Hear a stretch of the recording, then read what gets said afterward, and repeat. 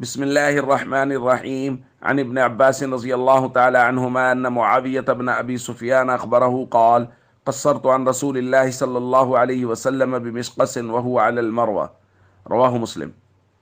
ابن عباس رضی اللہ تعالیٰ عنہ سے روایت ہے کہ حضرت معاویہ رضی اللہ تعالیٰ عنہ نے انہیں خبر دی کہ میں نے قینچی سے آپ صلی اللہ علیہ وسلم کے بال تراشے جبکہ آپ مروہ پہاڑی پر موجود تھے۔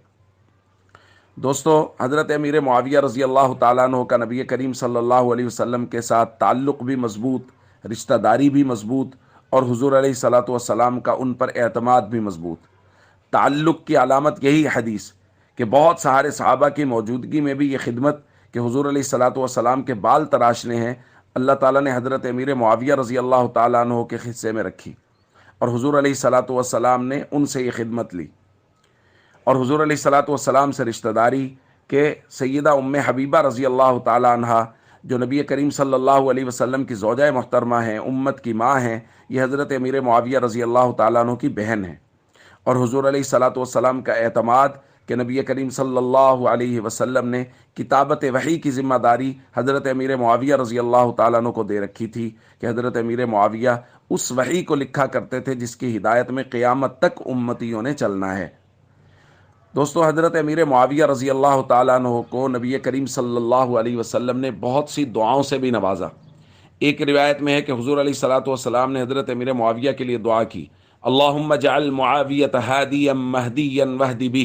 اے اللہ معاویہ کو ہادی بنا، ہدایت یافتہ بنا، اور اس کے ذریعہ سے لوگوں کو ہدایت نصیب فرما۔ ایک روایت میں حضور نے دعا فرمائی: اللہم علم معاویۃ الکتاب والحساب وقہ العذاب، اے اللہ معاویہ کو حساب کتاب کا علم عطا فرما اور اس کو عذاب سے محفوظ فرما۔ دوستو، فتنوں کا زمانہ ہے، اور آج کے دور میں ایک بہت بڑا فتنہ یہ ہے کہ لوگ صحابہ کرام پر عدم اعتماد کرنے کی کوشش کر رہے ہیں، اور خاص طور پہ حضرت امیر معاویہ رضی اللہ تعالیٰ عنہ پہ طرح طرح کے تان کرنے کی کوشش کر رہے ہیں۔ یاد رکھیے، صحابی رسول ہونا کافی ہے اپنی زبانیں بند رکھنے کے لیے اور عقیدت اور احترام کا تعلق رکھنے کے لیے کہ اللہ نے ان کو شرف صحابیت نصیب فرمایا ہے،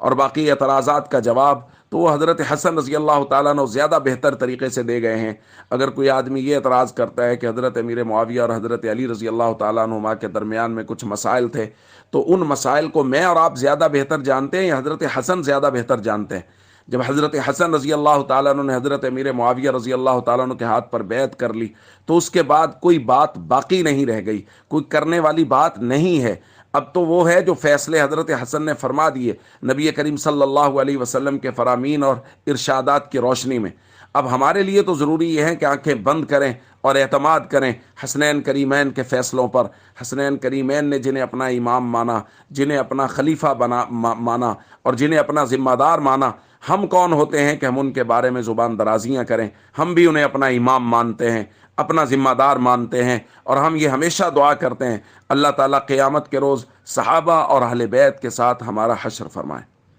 السلام علیکم ورحمۃ اللہ وبرکاتہ۔